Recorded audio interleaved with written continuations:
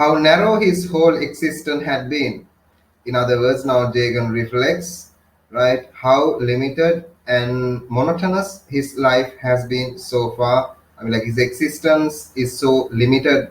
I mean, like he was not exposed to this kind of experiences before, right? So he felt like little small in front of the stories of the bearded man. Between the lowly statue and the frying shops, Marley's antics seemed to matter not. The Marley's antics means Marley's behavior seemed not to bother him anymore when he was in this kind of relaxed place, right? Matter not means doesn't matter, right? Not means no amount. It means not, right? I am on the verge of a new Janma, he wondered. Nothing seemed really to matter. Such things are common in ordinary existence and always passing, he said aloud. Now Jagan felt like I am on the verge of a new Janma. I am on the edge. I am on the brink of a new Janma, new life. I am actually having a new life. I am actually having a new start here in this place. Jagan felt, and such things are common in ordinary existence and always passing. I mean, like, even in ordinary life, you can have a new Jama, you can have a new birth, you can have a new life. And it's just ordinary thing. It's not something extraordinary, right? I mean, like, certain life in according to Hinduism, right, can have certain paces, right? So even in his own life, even he's bored right now, he can, in this next life, he can have as if a new life, on the verge of a new Janma, right? The bearded man, suppressing his surprise at this sudden remark, said, "True, true, you must not lose sight of your real being, which is not more bone or meat." So not is not mere bone or meat. I mean, like, bearded man couldn't understand the real significance of the statement that Jagan said. I mean, like, I'm on the verge of new Janma, right? And everyone can have this on their ordinary existence. I mean, like, for the other man, it was Greek. It was like a little bit Chinese, because I mean, like, he didn't grasp the significance. Jagan speaks of because of his own problems and things like that. For bearded man is not exposed to Jagan's personal life, right? So for him, it sounds like a little bit out of the context, right? He was a little surprised. He says, "True, true, you must not lose sight of your real being, which is not mere bone or meat." And he says, like, yeah, yeah, yeah. Real life also, I mean, you have to have the focus on day-to-day existence as well, right? And as well as which is not bone and meat means, I mean, like, it's the real existence, right? That's what he referring to. He reached up to a branch of guava tree, plucked a fruit a bit, and bit into it with the glee of a 10-year-old urchin. I mean, like, the bearded man jumped. I mean, like, saw a guava tree. You know what is guava? It's that very tasty fruit, right? Perakiligan, right? And he plucked a guava and ate it in happiness, glee, in bit it. Bit it means just, give a bite to it. As a 10-year-old urchin means urchin. Who is urchin? Urchin is a kind of a kid, that kind of mischievous, kind of a small child is called a urchin, right? As if a kind of a brat, right?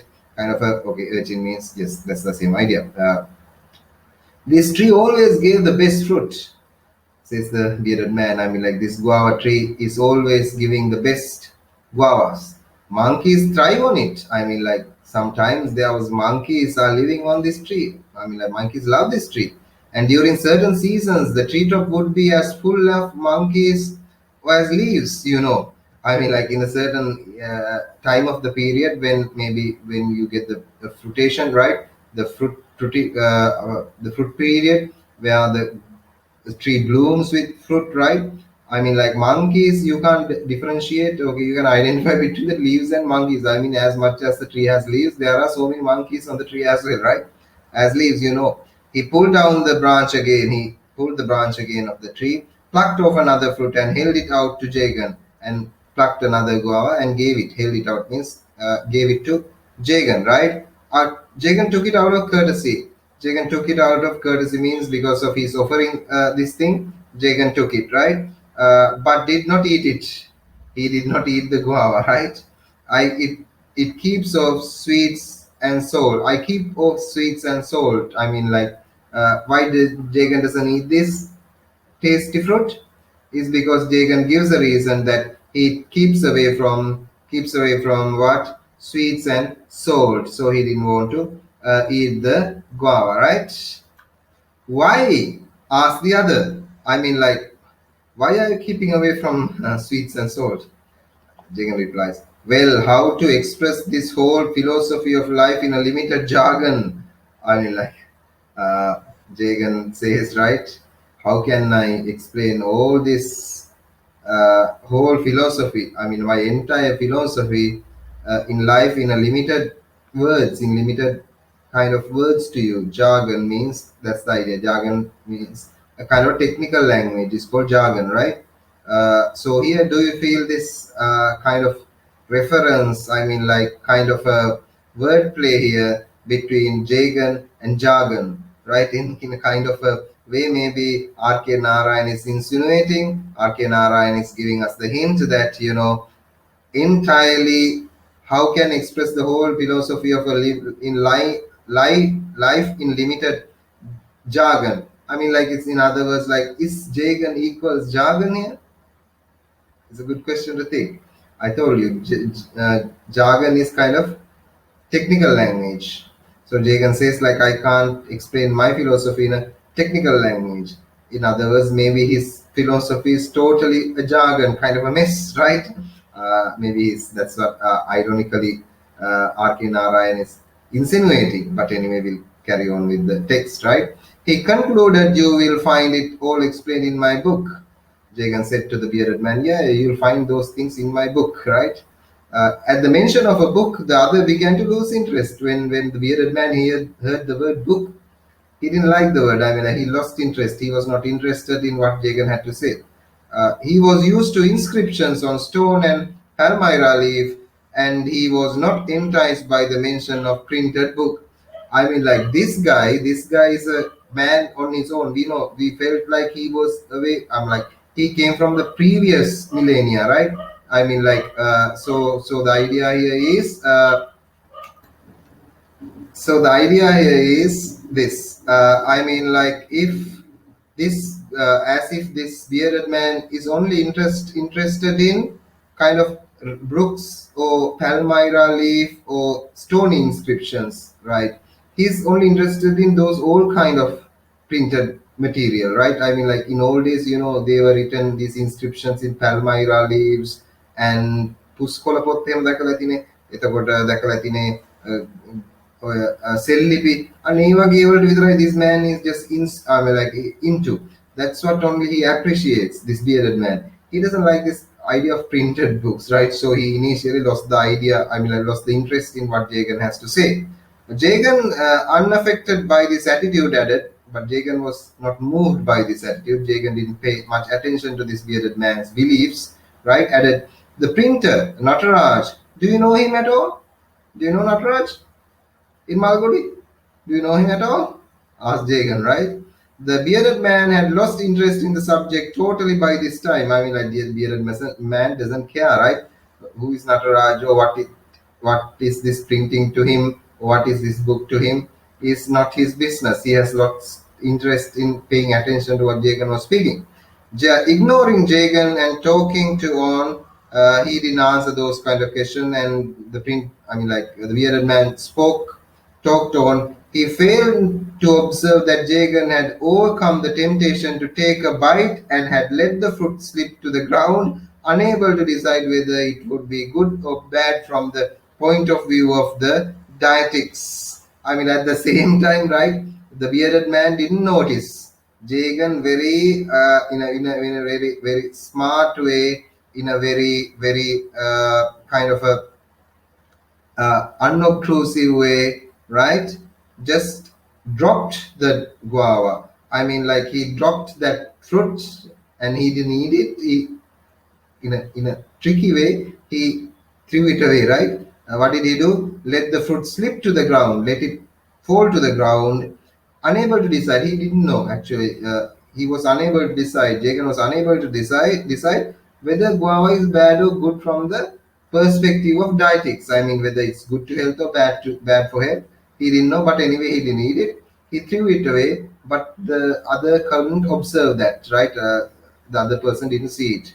What a shame if it was good to eat and had surrendered it for it was attractive. I mean, like Jagan thought, like, okay, what if this fruit was good to eat?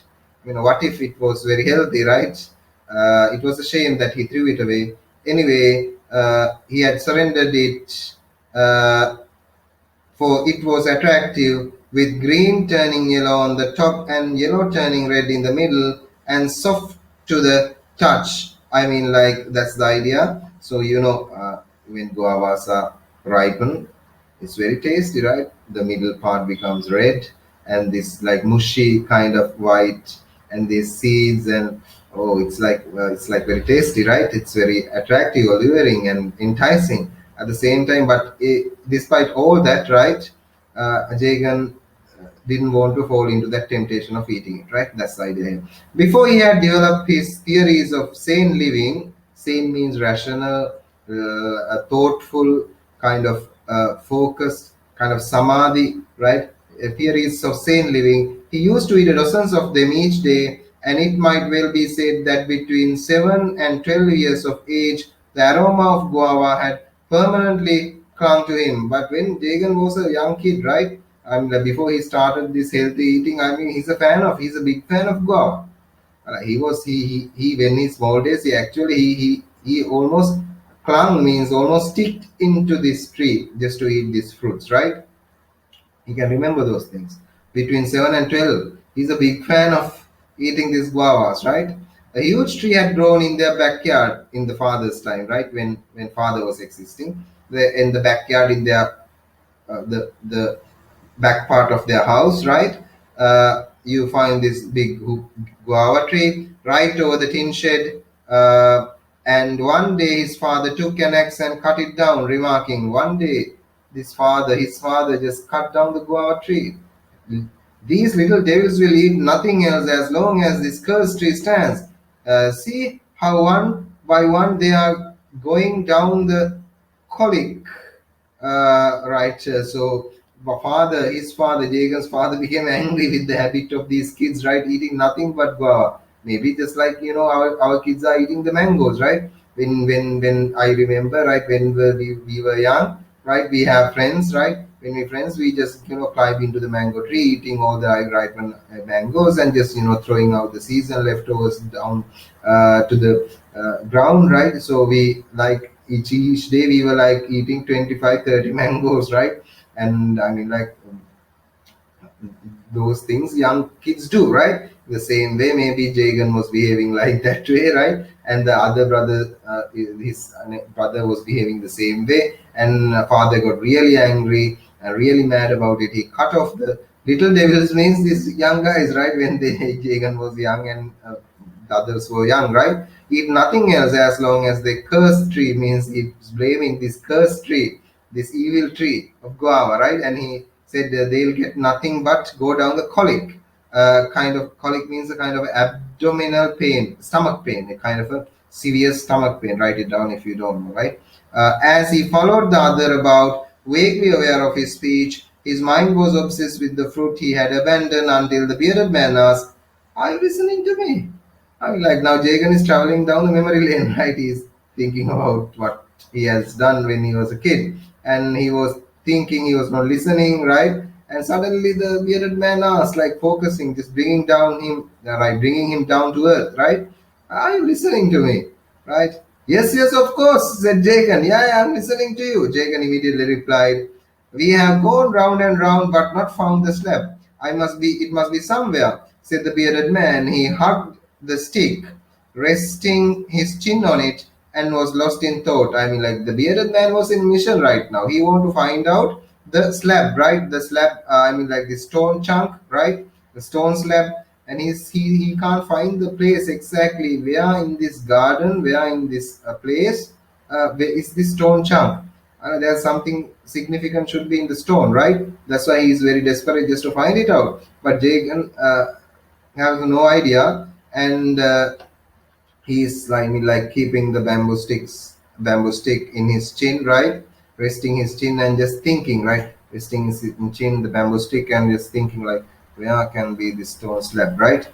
Jagan could not help asking, Why are you bothered about it? Jagan asked, like, why? What's the significance? Why are you bothering about this stone chunk, right? This slab. Very important, very important. I'll tell you. When I have found it, you will know. When you see it, you will know how important it is, said the bearded man. He unwrapped himself from the stick abruptly and said, he stood up away from the stick and said, now I remember. Come with me. Yeah, I got the idea where it is. Right. Come, come, come. I remember right now, right? Come down with me. He moved briskly towards the pond. He moved briskly means he moved fast. He moved agile in a nimble way towards the pond. Come down with me. Mind the steps. They are slippery. Now he's inviting Jagan to just go into the pond, and he says like, come down with me. Come to the pond with me. Mind your steps. Be careful your steps. The pond is slippery. Don't fall down. He went down the steps and up his knee in the water. I mean, like now the bearded man is going into the pond. He's walking into the pond, right? Went down the steps up to his knee in water. Now his knees are covered in water. Up to knee deep, he's in water. Jagan lagged behind. Jagan came slowly behind. He didn't hurry, but he was very careful.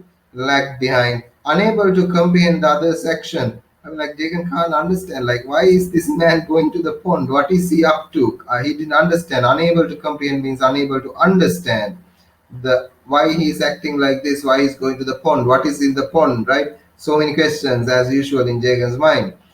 Perhaps he's going to knock me into the pond and go back to the town and report the maker of sweets has vanished. And Jagan, sudden suspicion came to Jagan, right? Why he's going to this water?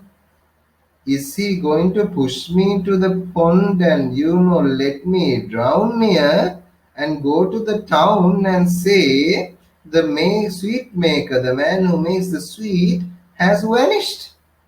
Like sudden fear came to Jagan. Right? Jagan has these weird thoughts sometimes. I don't know where the hell these thoughts come to him, but anyway, they are very dark and gloom and sometimes ridiculous, out of the context thoughts, right? Like he has this obsession in a way, right? I mean, like these kind of thoughts are called neurosis, right? In psychology, a neurotic person get neurotic ideas, right? I mean, like these ideas are definitely characteristic of a neurotic ideas. But now I'm not going to take you explaining what is neurosis, right? Neurosis. No, that's not relevant. But there's a mental condition like this, right? For example, there are certain people. I'll give you an example, right? There are certain people. Once they lock the door, right? Once they want to leave out, when they want to leave the house, they lock the door, and once they lock the door, once they just travel a little bit forward, they suddenly feel an impulse just to go back to the house and check whether the lights are off, whether the locks are done, or they are not even sure whether they have properly locked the door when they came out, right? So then sometimes they have to come back just to make sure, double check that the door is really closed, the lights are off, things. They have done it before, but they are not sure about it, so they have to revisit it. So again, when they leave, like again, they feel insecure. Sometimes they have this compulsion to just come back and check. These kind of habits are kind of neurotical thoughts, right? That's a mental condition. But anyway, right? What I'm saying is, right? Okay, now maybe Jagan have this kind of thoughts from the past. We have observed Jagan's characteristic, right? But again, what I'm saying here is, right? Again, now can you remember to the shop, there came three people. Came Sage, came Canteen Man, and this weird white bearded man. So white bearded man, though even he's a friend, kind of a acquaintance with Jagan right now, but he came to the shop just to support Sage and Canteen Man. And Sage was upset about Jagan, what Jagan was doing. The Canteen Man was really upset about what Jagan's doing in the business, right? Reduce price and reduce and catering a lot of people. So maybe they have given the contract. Okay, there's some like connection here with these guys. So he want to kind of damage him, or kind of kill him, drown him, things like that comes to Jagan's minds as well. So there are two contexts here, right? Two reasons maybe what's behind these thoughts, right? We have to decide. It's not clearly said, right? So we have to infer, right? The other's face was flushed with excitement, but you see, he noticed, right? The other man is flushed means full of excitement. He's not suspicious. He's not kind of nervous.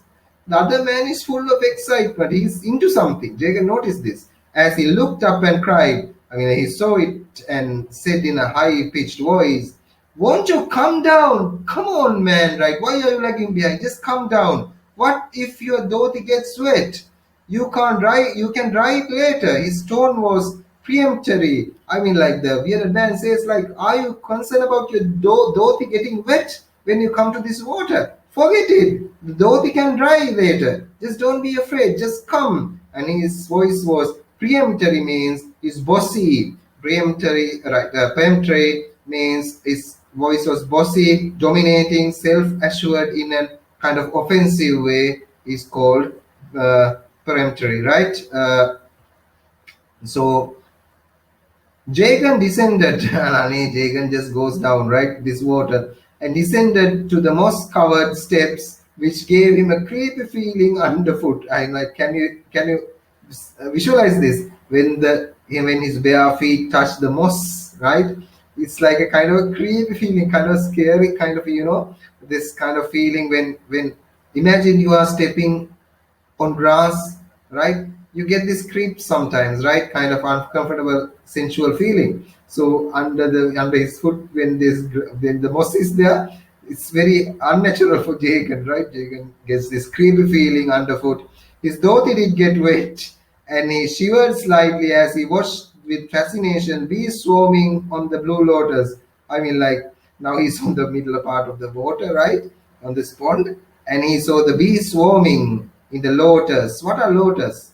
What are lilies and what are lotus? Can you differentiate between lilies and lotus? Lotus is which you call it flower that with the petals, right? And very good smell. There's a very fragrance, aromatic kind of flower.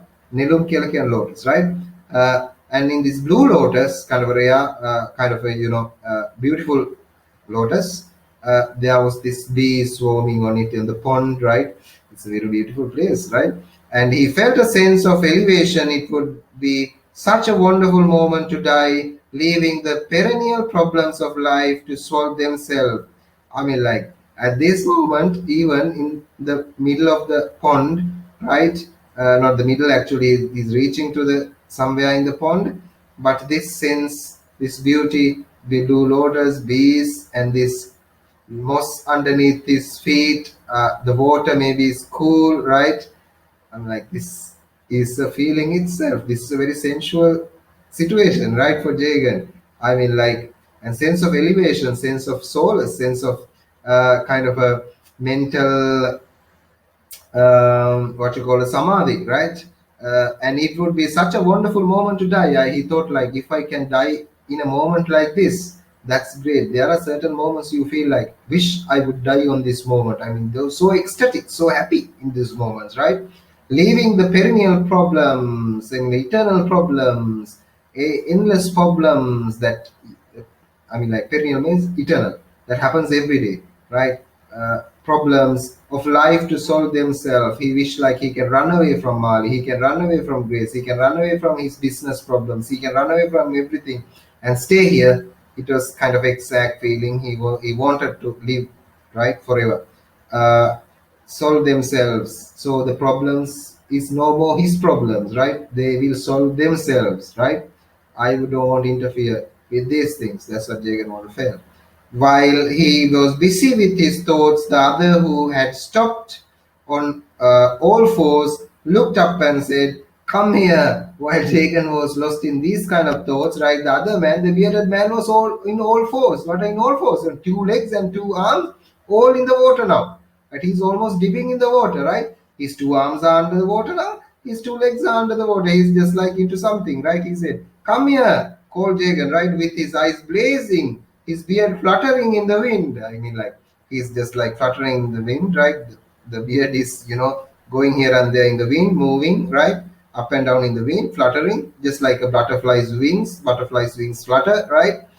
In the wind. "There is no retreat for me," Jagan thought. Jagan thought, like, there's no escaping for me, right? I have to do now what he says, right? And Jagan thought, I can't go back now. There's no retreat to me, Jagan thought. and he is preparing to hold my head down in the water. Should I turn back and rush away? I mean, like, no, not a chance of retreat. And he took a further step down. I mean, like, Jagan felt a little scared, right?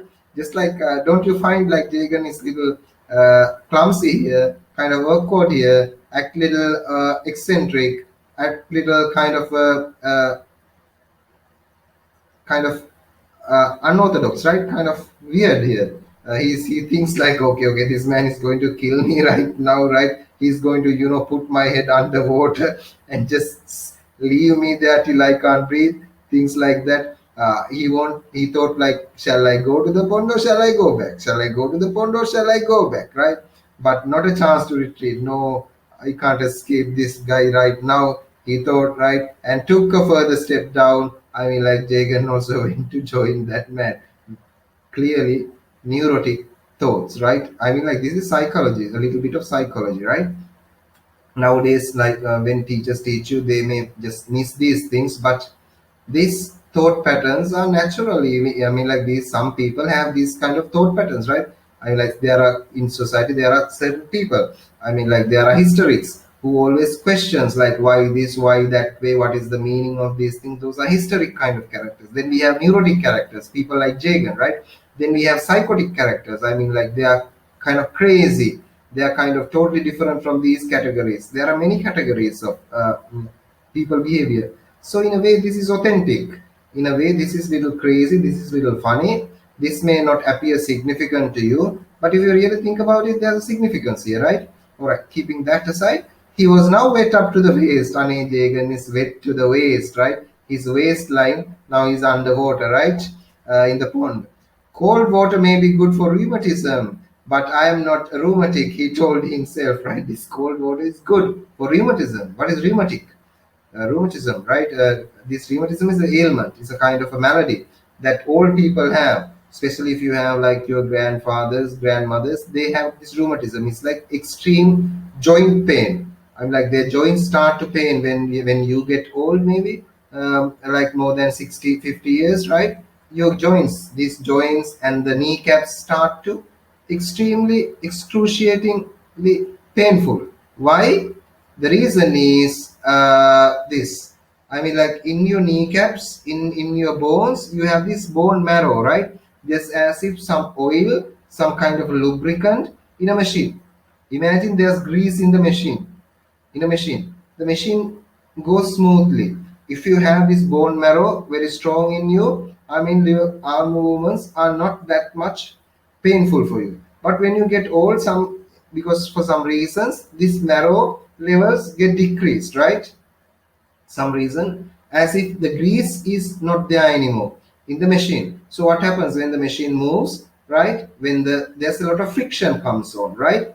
And it gives lot of noise when grease is not there. In the same way, in our body, when this marrow is something like this grease that supports the joint movement, right? It's in between joints. That so if it's not there, we find the same friction here. But for us, it doesn't make sound, but it makes you very painful, right? It's an excruciating, painful experience, right? Imagine. So there, you have to take remedies, right? You have to take medicine for such an ailment. So here, staying in the cool water, right? Immersing yourself in the cool water is good for rheumatism. It gives you a kind of a solace. But Jagan says, anyway, I don't have rheumatism, right? So uh, it's his thought is that, right? Uh, he kind of hate this cold water, I guess, right? If I do not perish in this water, I shall perish in pneumonia. I mean, like, if I will not die in this water, I will die of pneumonia. Pneumonia comes in, right? Kind of a fever that comes when you are exposed to a lot of moisture, right? Kind of pneumonia. When it's the water can make you suffer from pneumonia sometimes. If you are suffering from fever, imagine, right? If you are suffering from fever, if you have a bath, despite the fever, you that the sickness, this fever can turn into pneumonia. Pneumonia is a very severe kind of a medical condition, right? That can immediately make things worse. You can even die because of pneumonia, right? It's a serious condition. So all kind of weird thoughts are hitting Jagan from all over the place, right? His head must be a mess, right? I mean, like, to get these kind of ideas, right? I mean, like, I will die of pneumonia if I didn't die of rheumatism, right? I mean, like, if I didn't die in water, I'll probably die in pneumonia because of this cold. In my next life, I'd like to be born. And he's thinking like, okay, in my next life, I may be born. His mind ran through various choices. He's thinking like, what's good for me on the next life if I die here today, right? A pet dog? Will I be born as a pet dog next in my next janma, in my next life? A cat? A predatory cat, a kind of a cat that captures prey, can be a lion, can be a cheetah, can be a tiger, predatory cat. A street corner donkey, will I be a donkey in next life? As if the donkey near the culvert, right? The ass, right? Maharaja on an elephant, will I be an elephant on a Maharaja in my next life? He's thinking these things, right? What if my next life would be? Anything but a money making sweet maker with a spoiled son. I can be anything. I'm okay with being a street dog. I mean, a street donkey, right? I like to be a predatory cat. Pet dog is okay in my next janma. Maharaja is okay, but please, I don't want to be born as Jagan or a businessman next life with a son like Mali, right? With a spoiled son like Mali. It means spoiled means a kind of a nasty, kind of a uncouth kind of a son, right? I don't want this life in my next life. Anything else than this life, right? So it shows like how much Jagan hates or Jagan kind of detest his present existence. I mean, like, that's the basic idea. That's the kind of underlying idea you see. And don't forget, right? Don't forget why Jagan here is in the first place. He's a businessman. He has a business to take care. But why does he come to this kind of a strange place, this pond and this, jungle kind of thickets and bushy place, this groove like place? Because he need a retreat, because he want to run away from his day-to-day problems. He want a solace, right? We'll come to that later at the end of the chapter 8, right? So keep that in the background. The bearded man still on all fours. The bearded man is still right into something. On all fours means his two legs here and two hands here in all fours, right? Just as if like he's like this, right? On the pool, on the pond, right? Uh, the bearded man, still on all fours, now commanded, plunge your head here and feel. Like, plunge your hand means put your hand, dip your hand here and just feel this. The thing I'm feeling. His hands are under the water now. His bearded man's hands are holding something tightly. And he says, Jagan, put your hands here too and feel what I'm holding into, right? Uh, Jagan obeyed, precariously posing himself on the slippery surface. And like Jagan obeyed, and Jagan also plunged his hands, dipped his hands precariously, means kind of dangerous way, right? Posing himself to the slippery surface. Now, if also Jagan can slip because underneath there's moss, right, in this pond. And anyway, Jagan is also holding like this thing right now. What do you feel there? The other asked imperiously. I mean, like, the other asks from Jagan, right? What do you feel there? What kind of a touch?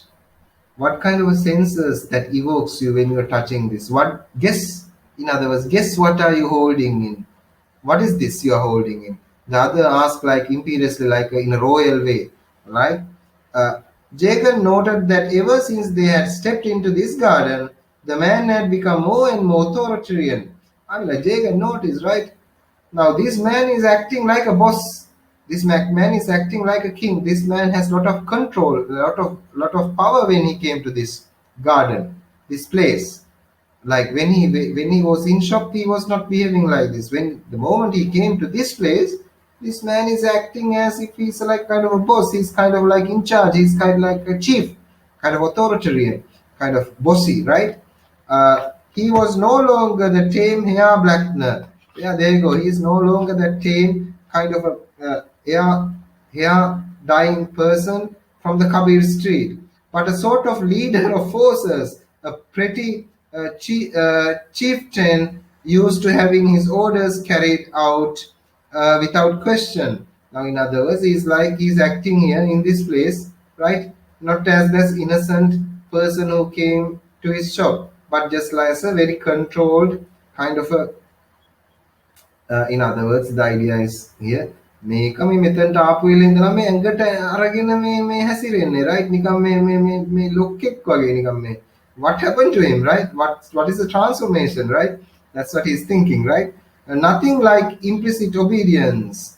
Jagan plunged his arm into the water. I mean, like implicit means it's inside, it's not explicit. Explicit is it's like saying loudly, showing. Explicit others can see. Implicit means others can't see, kind of the opposite antonym of explicit, right? Nothing like implicit obedience. I mean, like Jagan didn't question those things. Jagan didn't ask like why you are behaving like that, right? What make you act like this in this place, right? Does this place give you supernatural powers? Are you Superman here? Those things Jagan did, because Jagan can ask those things, right?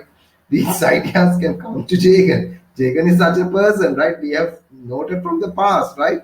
What if Jagan asked like, are you Superman, or are you kind of a supernatural powers? Are you getting supernatural powers to act like this in this place, right? Jagan didn't ask these things. Like nothing like implicit obedience, like a obedient child, right? Like a very good child, right? With obedience, Jagan joined what the white bearded man do.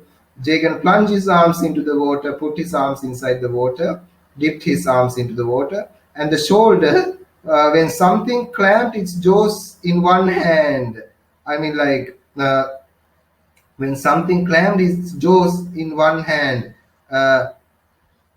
when he put the arms under the water, he felt something clamped, right?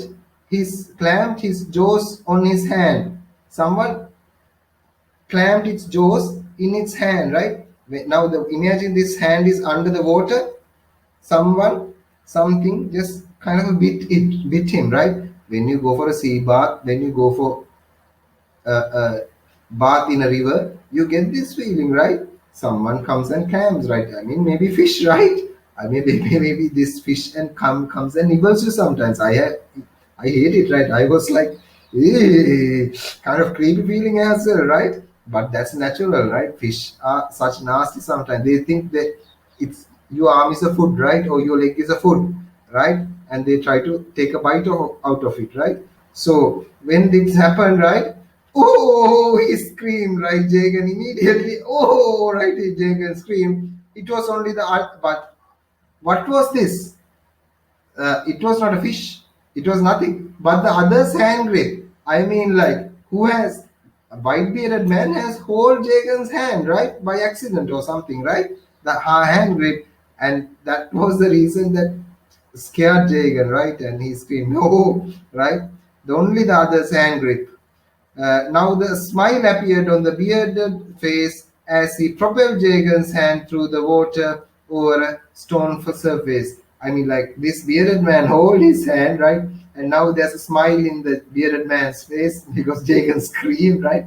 And he's just groping on, just as if to find out something underneath. In other ways, the bearded man is guiding Jagan's hand just to hold some place, right? That's the idea here.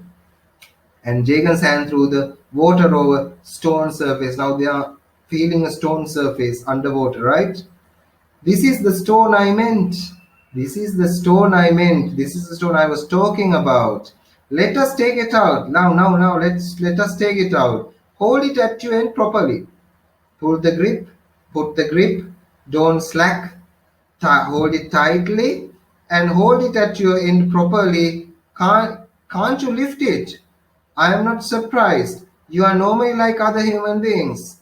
or at least consumed some of the sweets that you sell, you would be in better shape. I mean, like, now the bearded man is kind of little joking, right? Can you raise this? This is little heavy. This is kind of, there's some kind of weight to it, right? I wish, like, it's not surprising if you can't raise it, right? In other words, you are not that strong, right? You should have eat some sweets. You should have some strength. You should have some nutrition in you, right? So you can do these activities. Look at you. I'm not surprised if you can't do these things, right? Uh, that's what he implies here. Through the water. This is the stone I meant. Yes, I'm not surprised. You are like, if you ate normally like other human beings, you can do this thing, right? Uh, and better shape. I remember my master put this stone into the water because it needed the treatment to bring out the surface grains. I mean, like, it's a kind of water treatment the master has done with this stone. When the master got this stone, he has thrown it into the pond. Why? Just to uh, it's a surface grains, like bring out, it means surface grains means write down if you don't know what is a grain, right? The physical composition of something, the kind of a shape, size, right? Those are called grain, right? So the idea here is this master has put the stone into the water just to take time, just to prepare the stone for the sculpturing, right? Before carving the stone, before making a shape on the stone, you have to make sure the stone is set well, the stone is kind of treated well, as if in this case of leather, right? You know, to make a leather shoe out of hide or out of skin, you have to tan it. It's a process to prepare it. In the same way, before you start sculpting on a stone, you have to put it in the water for some time. It's a kind of a tanning process in here for the uh, rock, right? So surface grains. Do you feel the notches? Do you feel the ties there? Do you feel the edges and notches? The first ones he made, he had started to work on it, but suddenly decided that it needed water seasoning. There you go. That's the word for it. Water seasoning. When that's the word of, making stones good enough to make statues, the treatment is called water seasoning, right? Seasoning by water, right? To cook, you have to season, right? You use spice to cook, right? You marinate, you do certain preparations before cooking, like chicken or something, right? You marinate. Here in the same way, it's water seasoning before doing these things. These are mandatory, right? He always said the longer the stone stayed in the water, uh, the longer the stone stayed in the water, is better for sculpture. Before he finished this sentence, he looked about in despair. The man looked a little sad. If you could only make up your mind to lift it, it is only willpower you lack. This is not, after all, a big statue, but a small one, hardly a couple of feet. When it is fully worked, it will hardly be 18 inches. Can't you lift a stone that is going to be just 18 inches high? I'm surprised. I only want to give me a hand. I only want you to give me a hand, not to lift it yourself. Help me, says the bearded man. Like, bearded man now suddenly says, right, kind of a blaming in a mild way. It's not the severe blaming or something. In a mild way, kind of rebuking or chiding Jagan, right? Can't you raise this? I mean, like, help me, just bring out this stone out. And he want to bring this stone out from the pond just to the ground for some reason, right? So he's asking Jagan's help, but this stone cannot be raised alone by the man. So that's why he needs some help, right? So he's asking, like, can't you just raise this stone, right? I mean, like, what's the big deal? After all, when all the stone is gone, the statue is going to be like 18 inches. You know what is an inch, right? Inch, like 18 inches. Just like, even a TV width is more than 18 inches sometimes, right?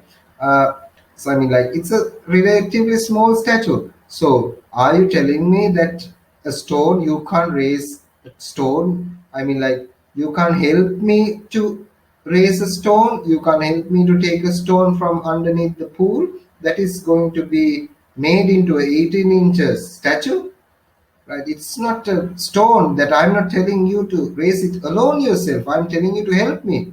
Can't you even do that? Are you that weak, in other words, right? The bearded man is asking the from Jagan, right? He was so cajoling and bullying in turns that finally Jagan began to feel that he ought to exert himself. I mean, like he's so cajoling, he's so kind of flattering. We know, right? Cajole means flatter. Flatter means use words in a kind of a indirect way, like just you butter your parents, right? Can butter gana kira kiyanne, right? That's the flatter, right?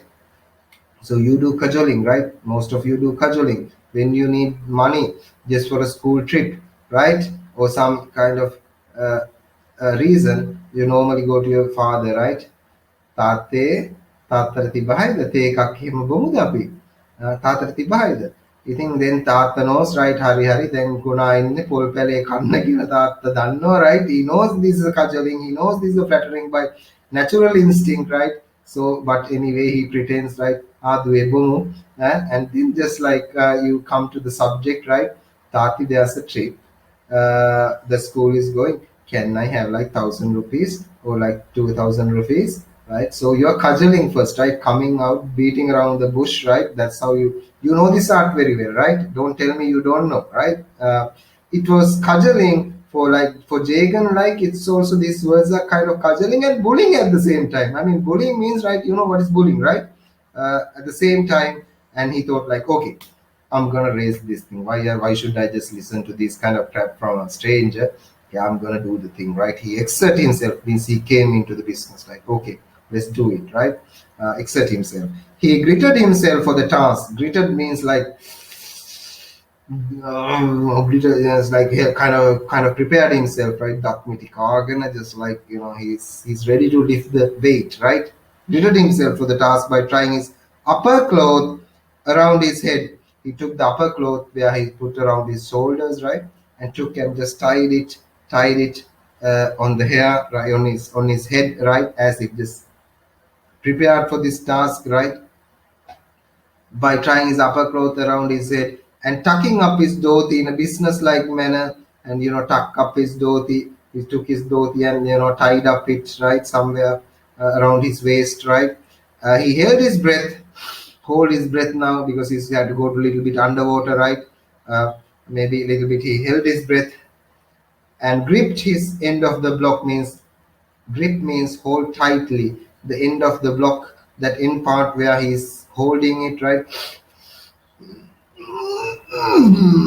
kind of right gripped his end of the block pausing for a moment to consider whether at his age he was well advised to carry slab of stone up with steps. I mean, like he's not sure, right? He's not sure. He thought for a while whether it's okay for his age, like he's somewhere around 55 plus, right? Whether it's good to do this kind of weightlifting, right? For his health. When you are too old, doing heavy things are not good to your health, right? When you are just putting lot of pressure, right? And try to raise up stones and things, sometimes you can get a sudden heart attack, right?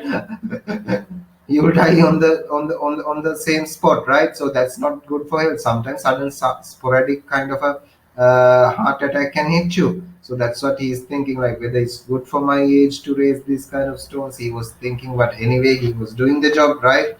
Carry a slab of stone up with steps. By this was no time to consult one of his own inclinations or welfare. I mean, like these are the not time to think about those things like heart attacks or kind of bad health or what the adverse effects of such activity. Anyway, without thinking, he just raised this stone, right? When they reached to the top of the steps, they were now coming back to the ground steps of this pond, right? Where they went to the middle, now they are coming back to the ground part, right? Steps. He just let go the stone. I mean, like threw his entire length flat on the grass and shut his eyes. I mean, like before even, right?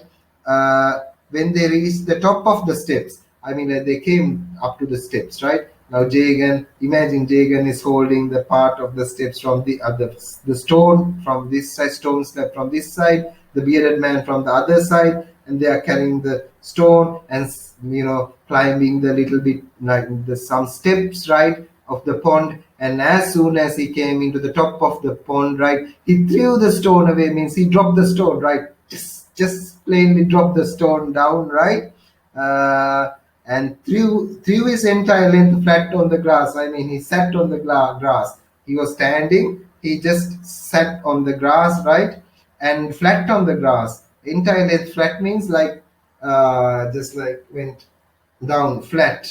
He was standing, he went flat, totally flat on the grass, right? I mean, like he was tired. Where you do it in the beach, right? You go to the beach, there's sand, you fall in four I'm like in your four limbs, right? Uh, Dongala, Dona Patangala, Latin, right? That's the idea, right? So he threw his entire length flat on the grass and shut his eyes, like he was shutting his eyes and kind of relaxing. Oh my God, what a effort, right? In other words, like what a task, right? What a weight. Oh, right. He was now doing that action, right? So when Jagan revived, I mean, like when Jagan came back to senses, when he's relaxed again a little bit, right? Relaxed, revived, he found that the other rolling the stone over and explaining. I mean, like when Jagan came to his proper senses, he saw the bearded man is rolling the stone. And like he's pushing the stone and taking it, right? Over and explaining. This would be the top came closer. Sorry, this would be the top.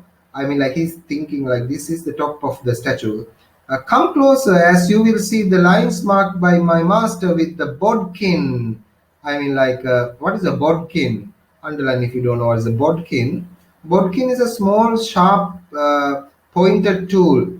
A sharp pointed tool used to mark things in a stone is called a bodkin. Just like you have these things, right? In carpentry you have the certain things, right? Certain tools, chisels and kind of other tools. In same way, in stone carving they also have these tools, and a bodkin is a tool that you can make designs, you can make shapes on a stone. So you find these lines marked by the master with a bodkin on the stone, the outline of the goddess. Actually there's no statue here, but you see the marks made by the master on this stone just to make the sculpture of a statue of a goddess.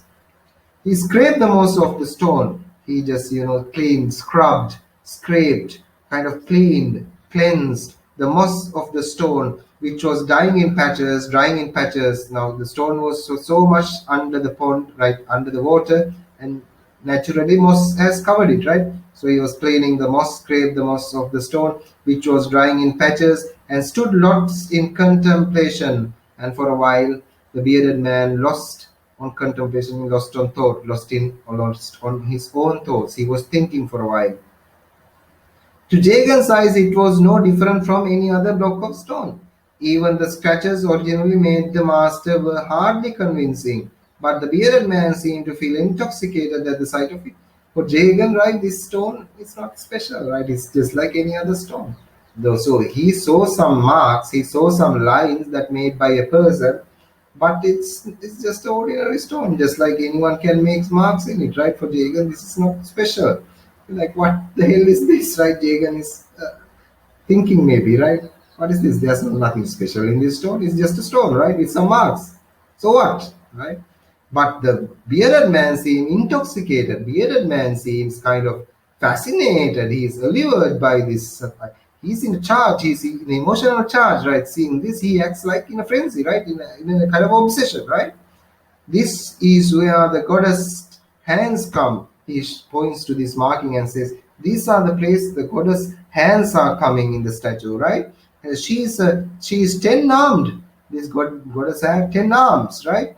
And except for the one which indicates protection, the one offering a blessing. So these arms carry certain references, these arms carry certain significances. So that's what the bearded man is explaining, right? One arm is which indicates a protection, and one offering blessing, and the all other arms hold a variety of divine articles.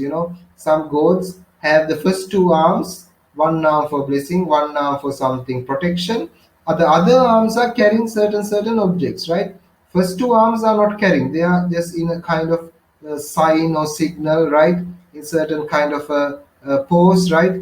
These things. Notice now when you see as a Buddhist student, maybe, right? When you see Hindus have know this, like other students know this, probably, right? Now pay attention, right? Is this the truth, right? Yeah, certain gods act like that, right? Certain goddesses are made like that, drawn or portrait like that, right? So that's the idea. So he's showing these things to Jagan, offering a blessing, right? For some time he was lost in the visions of goddess and then began to narrate a story. Now, for some time, this bearded man was thinking about this statue and about the goddesses and everything, and suddenly he came into saying a story, narrating a story, right? I know the story of the goddess, said Jagan. Yeah, when before even starting, right, Jagan said like, I know the story of the goddess, right? I know the stories concerning Hinduism, right? Jagan knows these things, right? That's true. Uh, who doesn't? Replied the hair black knight. Like, everyone knows the story. Who doesn't know the story? Said the hair black knight. But still, it's always good to hear it over and over again. You will always have the protection of Devi, and everything you attempt will turn out successful. Said the man. Yes, everyone knows the story of Devi. Who doesn't know? Even a small child knows it. But doesn't matter, you know it. The more you hear, the more you get the blessings of the Devi. Devi likes other people listening to her story, right? So when other people listen to it, it will make your life good. It will bring prosperity to you. So what's wrong in just listening to the story again, even you know it, right? That's the idea. In other words, like that's what Jagan did exactly, right? With the Bhagavad Gita and everything for the cook and Sivaraman and all the cooks. They know the stories of Bhagavad Gita, but he was telling them, right, as if they will kind of gain a divine knowledge. But here, instead of the knowledge, right, the bearded man say, yes, know these stories. That will give you protection. That will give you a successful life, right? In other words, right, these two are exactly, there's a kind of a parallel between these two guys, right? Mundena takkata takka, takkata takka, right? Just in a different ways, right? That's the idea, okay? uh, Protection of Devi and everything you will attempt turn out to be successful. And he broke into a loud Sanskrit song, and you know this bearded man has this innate kind of a tendency, a predilection, kind of a inclination just to sing, right? So he started this loud Sanskrit song at this moment. The birds in the trees fluttered at the sudden outbreak of noise, like the birds just started fluttering and just flying as if something happened, as if some kind of a monstrous noise was heard, right? Birds fly when there is like a blast or explosion or something. When this guy started singing, just imagine birds were suddenly agitated and they started flying, right? Like outbreak of noise. Can you visualize this moment, right? Frogs at the edge of the pond sprang back to the water, and Jagan gaze was held by the delicate tracks of the surface left by newts and the other antique creatures invisibly causing. I mean, like, just like frogs were jumping to the water from the lotus leaves, right?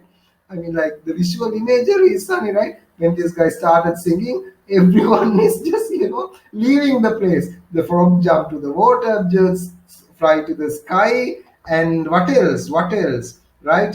The gaze was held by the delicate cracks on the surface of a newts, right? Sorry, new notes. Notes, we call it notes, right? NEWTS, we call it notes. Notes are small, semi-aquatic kind of a uh, uh, creature. I mean, like, just like, have you seen salamanders, right? uh, Salamanders, right? I mean, like, කියන්නේ සිංහලෙන් මොකද්ද කියන්නේ එකට? I can't remember the name, right? These creatures, right, stay half in the water, stay and can stay in the it's like small crocodile. It's not crocodiles actually. This kind of a gecko-like shape thing that walks in the water, goes in the water, stays in the land, like salamanders, right? So that's kind of the creatures. So what happened to them? By the newts and the other aquatic creatures invisibly causing means, I mean, like, they were just hunting with the dogs, right? I mean, like, when you go hunting, when the creatures, when the animals in the jungle see the dogs and everything, they run for life, right? as if now the situation is like these animals, these creatures are just running all over the place, as if some kind of predator has come, right? Something drastic happened when that bearded man opened his mouth just to sing these Sanskrit songs, right? It's a horrible voice, maybe, right? That scares everyone around, right? Right, that's the idea here. If I can devote my life into a completion of the task, I will die in peace, said the other. I mean, like, while the other person means Jagan, if I can devote my life to completion of task, I will die in peace, said the other. Right, sorry, it's not Jagan, it's the bearded man, right? Says this thing to Jagan. What's the idea here? Right, I mean, even Jagan wished the same thing in other words, right? But anyway, this is said by the bearded man, says, if I can devote my life, if I can spend my life, if I can dedicate my life, is the true meaning of my life to completion of the task. I'm like, if I can finish what the master started, this making the statue of the goddess, if I can complete it, if I can finish what the master started and make a statue out of this stone, I will die in peace means I can die a happy man. My life will be happy. That's the kind of a mission in my life. That's the biggest achievement in my life. I can die happy, says this bearded man to Jagan, right? So that's the idea here.